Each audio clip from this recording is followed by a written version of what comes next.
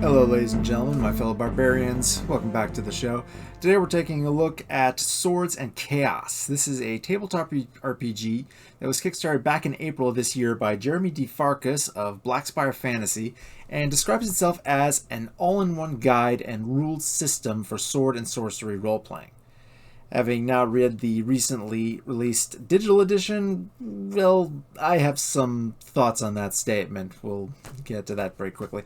So, first off, this is very much an OSR D&D-ish kind of game, for better or worse. It's based on a modified version of Troll Lord Games' Castles and Crusade system, the Siege engine, pun very much intended, with a few mechanics derived from Goodman Games' Dungeon Crawl Classics thrown in, most notably spending luck, burning attributes to boost spellcasting, and checking to see if a character is really dead after a fight. So, some stuff that you've seen in DCC that's been being used to the advantage here.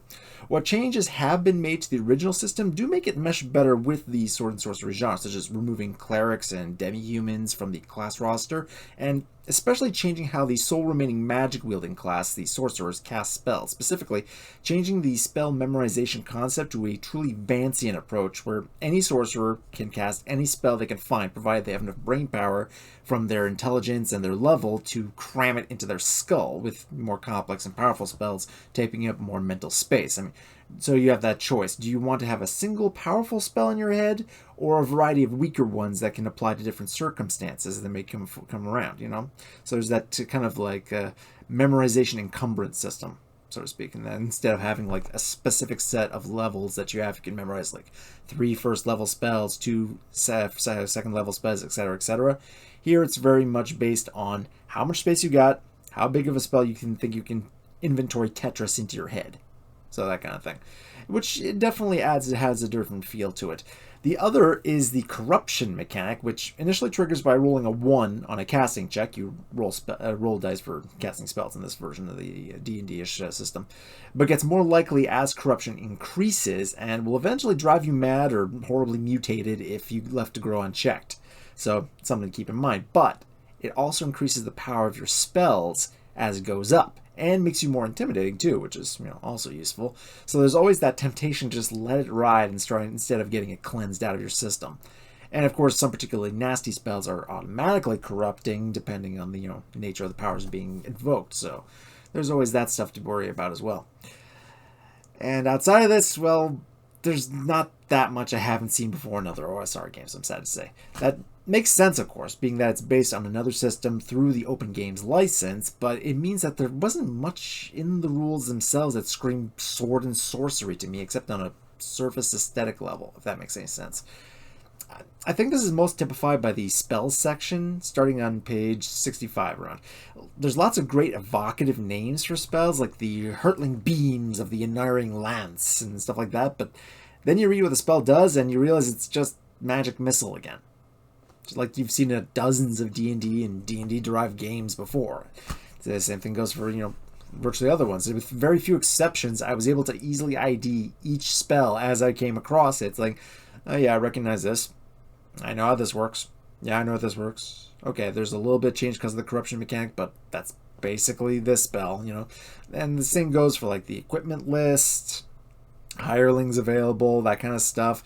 The monster section, which includes all the classic beasties with some added Cthulhu Mythos entries, and a couple of monsters borrowed from Howard and Fritz Leiber as well, so there's at least a few things that are a bit newer there.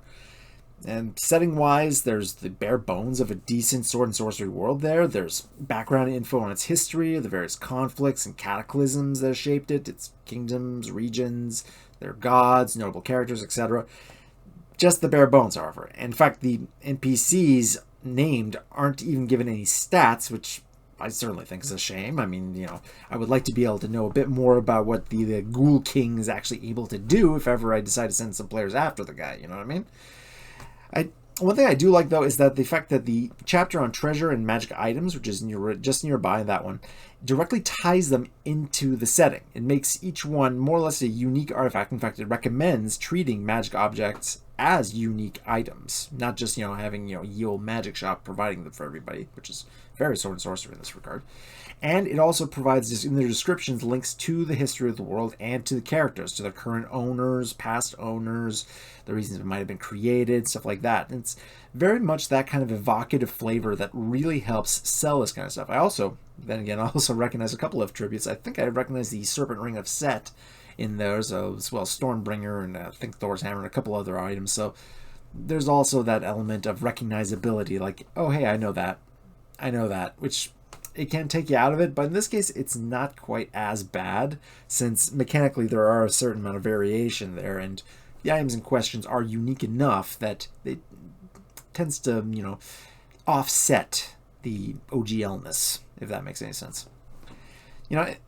In fact, the more I think about it, the more I wish that this book had been a full-on, gazetteer supplement for whatever the author's system of choice would have been. Like in this case, Castles and Crusades and such, instead of an RPG of its own. I mean, maybe throw in a section on rules modifications and guidance for how to run the game in a proper Sword and Sorcery style. Throw in a sample adventure or two at the end to give players a taste of what the world is like in action, stuff like that. Definitely put stats for the NPCs and the major NPCs, just to give an idea also of their case, what's the power level of the rulers of this land, how much of a chance your PCs have of taking them on, that kind of thing. That kind of really comes in handy to really kind of gauge where the PCs find themselves, their place in the world.